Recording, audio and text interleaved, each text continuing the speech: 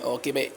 Saya buat satu video pendek macam mana cara kita nak kira dan cara macam mana kita nak layer, kat mana poin-poin yang biasa saya buat untuk saya layer. So saya nak tunjuk dengan korang, biar korang nampak lah sikit. Tak adalah bantai layer je, bila price naik sikit layer, bila price naik sikit layer kan. So first, tentang money management ni kita guna Effect 21 ni. Okay, right.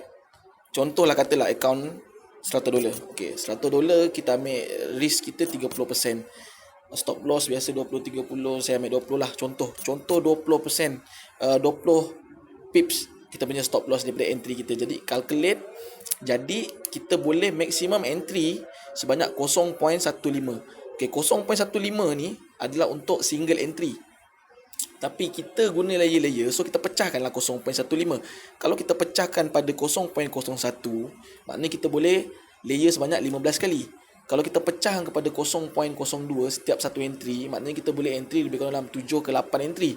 Okey, macam tu. Sama je. Account saya $1,000 ke $300 ke, buat pengiraan macam ni, kita dapat maximum lot size berapa kita boleh entry, kita pecahkan. Berapa kita nak entry, nak lot, berapa lot kita nak layer. Kalau katalah 3 lot maksimum kita punya entry lot kita boleh buat 0.30, kita pecah-pecahkan lah 0.05 ke, boleh lah dapat 6 kali untuk entry. So ini untuk pengiraan Okey, untuk cara nak layer. Okey, cara nak layer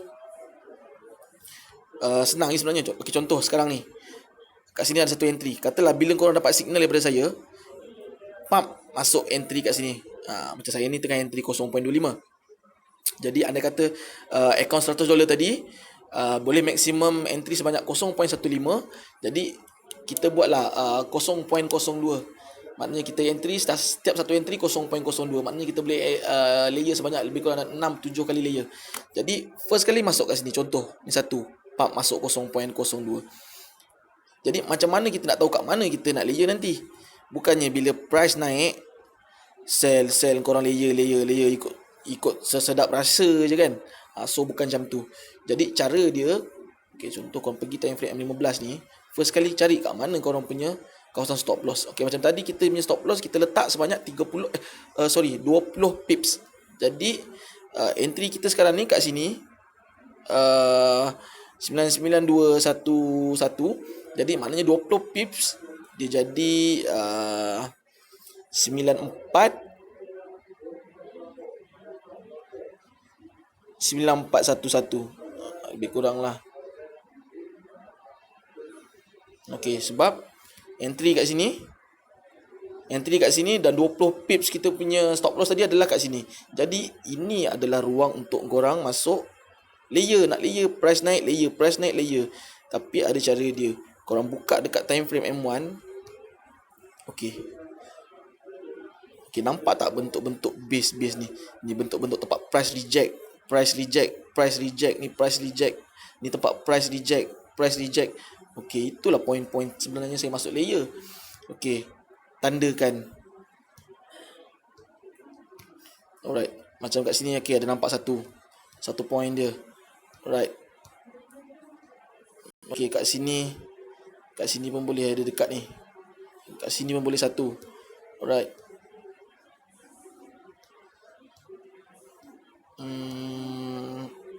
Okey, kat sini ada satu. Okey, lagi tandakan je. Kat sini pun nampak ada satu. And then dekat atas ni pun ada base, nampak ada base. Kalau korang tarik ke kiri, kecil kan, nampak tak sebenarnya dia base ni dia ada berkait dengan sebelah ni, dengan yang lama-lama. Sebab itulah kawasan-kawasan rejection price semua, itu adalah poin-poin sebenarnya, tempat-tempat yang saya masuk untuk nak layer. Contoh bila kita sell kat sini, price naik belum turun lagi, sampai sini, kat sinilah kita masuk satu layer.